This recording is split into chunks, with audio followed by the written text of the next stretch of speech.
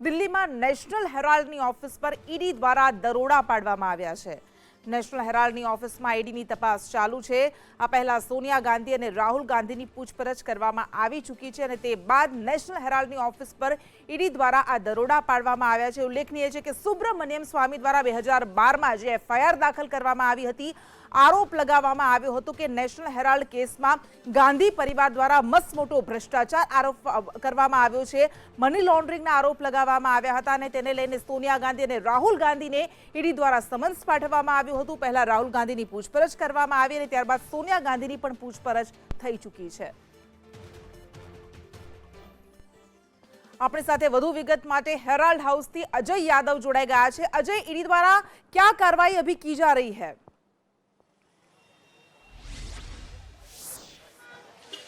देखिए, national Herald के मामले में आज जो ईडी की तरफ से दूसरे चरण की कार्रवाई देखने को मिल रही है। पहले चरण में न सिर्फ मल्लिकार्जुन खड़गे, पवन कुमार बंसल से पूछताछ हुई थी और उसके बाद राहुल गांधी और सोनिया गांधी से पूछताछ हुई थी, बल्कि उस पूछताछ के बाद अब ईडी की तरफ से जो नेशनल हेराल्ड हाउस है उस पर छापेमारी की कार्रवाई की जा रही है। कहा जा रहा है कि आज 10:30 बजे करीब 9 से 10 ईडी के जो अधिकारी थे इस नेशनल हेराल्ड हाउस में आए थे, जिसमें 5-6 के करीब के जो अधिकारी थे यहाँ से कुछ डॉक्यूमेंट लेके निकल गए हैं और 2-3 के करीब जो अधिकारी हैं अभी भी फिलहाल इस नेशनल हेराल्ड की जो बिल्डिंग है उसमें छानबीन कर रहे हैं।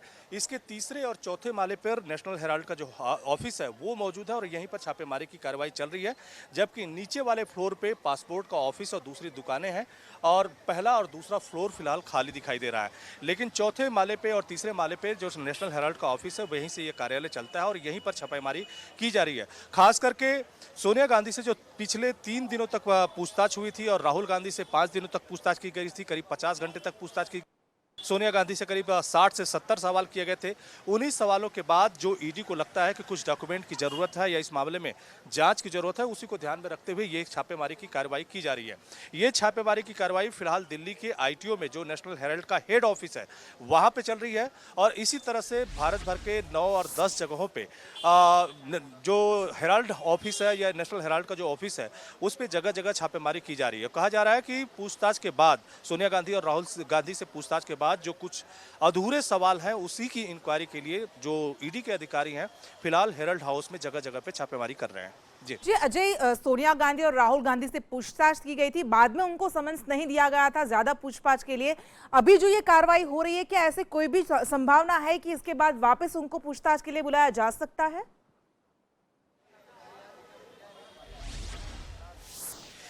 देखिए, सोनिया गांधी और राहुल गांधी से जब पूछताछ की गई थी तब ये भी कहा गया था कि आखिर किस बिहाफ पे जो नेशनल हेराल्ड का जो ट्रस्ट है उसमें 39% जो शेयर है राहुल गांधी और सोनिया गांधी की भी हैं, तो उनसे रिलेटेड जो डॉक्यूमेंट हो सकते हैं कि उसमें क्या गड़बड़ियां हो सकती हैं। कहा यह जा रहा है कि 90 करोड़ रुपए दे करके कहीं ना कहीं हेराल्ड हाउस का जो पूरा संस्थान था उसको जो एजेएल की जो प्रॉपर्टी थी उसको यंग इंडिया के द्वारा खरीदा गया था। यंग इंडिया में ही राहुल गांधी और सोनिया गांधी का जो शेयर है वो सबसे बड़े पैमाने पे है।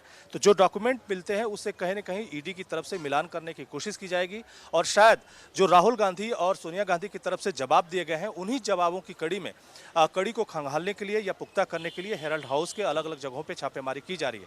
तो ये संभावना हो सकती है कि आने वाले समय में ईडी की तरफ से राहुल गांधी और सोनिया गांधी से पूछताछ हो, लेकिन इसकी संभावना इसलिए भी कम दिखाई देती है कि ईडी की तरफ से जितने सवाल थे लगभग सभी सवालों को पूछा जा चुका है।